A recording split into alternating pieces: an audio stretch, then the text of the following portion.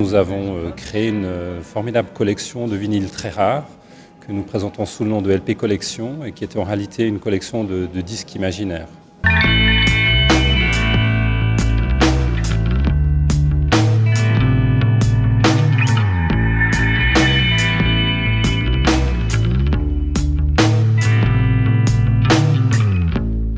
On partage avec Patrick un bureau dans lequel on prend des photos. Ces photos, c'est les photos de notre bureau et à partir de là, on imagine des pochettes. Ça s'est concrétisé assez rapidement avec des photos de tasses de café, de poivriers, de chiffons, de magazines. Et puis dans la foulée, justement, on a inventé des noms de groupes et des noms d'albums jusqu'à former une collection d'une cinquantaine de disques imaginaires dont on a chroniqué la musique, imaginaire elle aussi, dans le cadre d'un livre qui est publié par les éditions Le Mot et le Reste.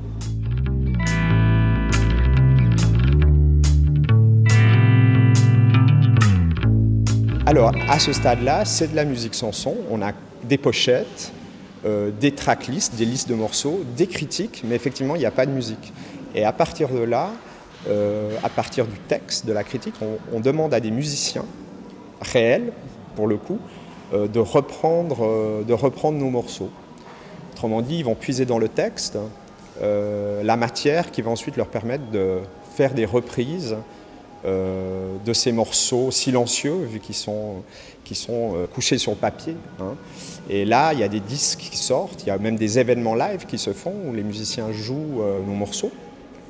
Donc on peut dire quelque part que la fiction engendre de la réalité, ou alors que la critique fait de la musique en fait.